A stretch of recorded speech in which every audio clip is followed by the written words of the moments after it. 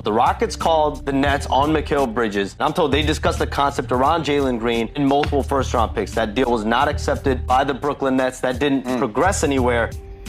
The Knicks paid too much. They got fleeced. Now, how do you expect them to keep their core and still get Mikal Bridges without giving something up? These are the same people that said the Knicks overpaid for Brunson.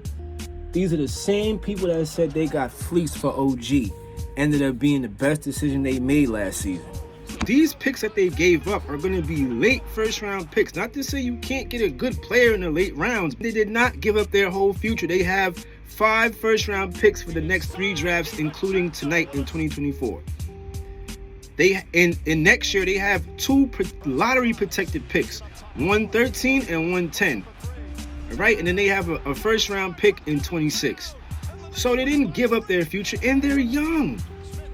Look at how young these guys are. It's not like they have an old roster. So saying that they give up their whole future for a role player is beyond me. I don't understand how y'all see that if you say you watch basketball. It gave up. It was a bit much, but they weren't the only ones offering up this many picks for him. Last season, somebody, I think the Rockets was offering 5 picks, but they were offering Jalen Green and a few first-round picks. There's another team out there that was offering 5 first-round picks for him. This made sense for the Nets.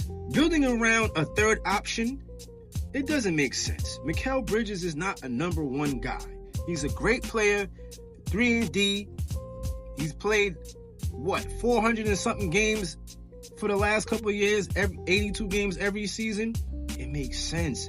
The Celtics just showed you that you gotta be deep, to win. You're not gonna win with a 6-man rotation. You need bodies.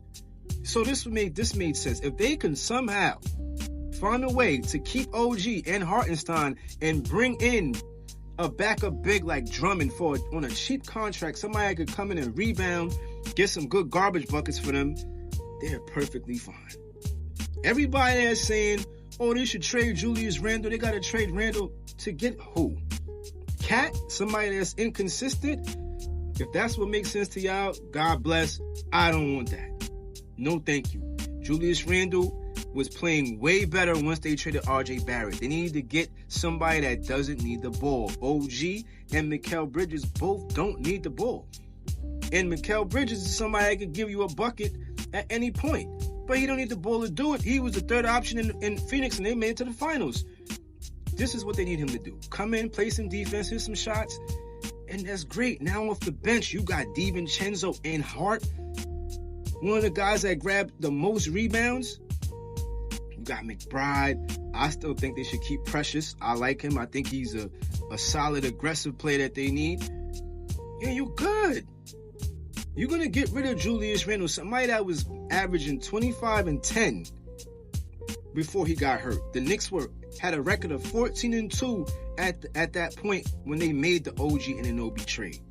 Why would you get rid of Randle now? No, he was playing better. Playing alongside people that don't need the ball. Him and Brunson, those are the only 2 ball-dominant people you need on the court. And everybody else plays their role. Stacking a bunch of stars that don't have the chemistry and don't fit is a recipe for disaster. Look at what's going on in Phoenix. Phoenix in the trade, they gutted their roster. They gave up all those picks to put 3 guys together without a point guard. And they need a better big man or a backup big or something.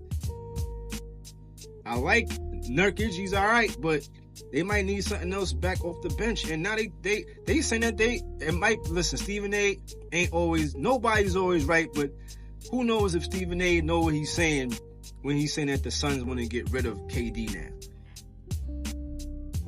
Let's not rush to go get a bunch of stars. For what? They already lost doing that.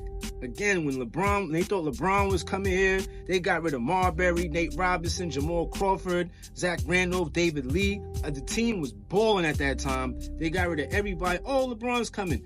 Didn't work. Melo came. They got rid of a team that was winning. I love Melo, one of my favorite players ever to watch play. They didn't put enough around him that fit for them to get far. I think there was a first-round exit. I think they made the playoffs one time, if I'm not mistaken, once or twice. This is it right here. If they were healthy, it's no way that they don't go to the East Finals or the Finals. Everybody that's saying, oh, they're not better than Boston. Boston is a great team. I'm from New York, and I'm not even going to hate. But they're not as scrappy or aggressive. They're not dogs like the Knicks. The Knicks play aggressive every game. Who did the Celtics beat in the playoffs?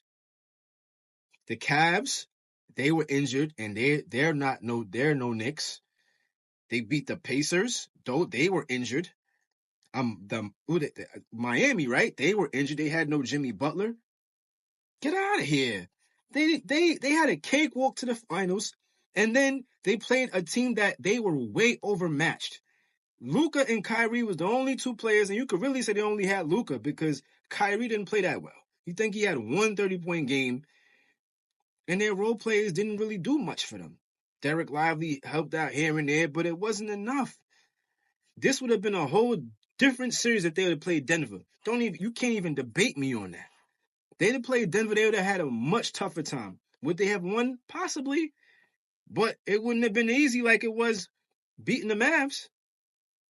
So come on, man. Let's be for real.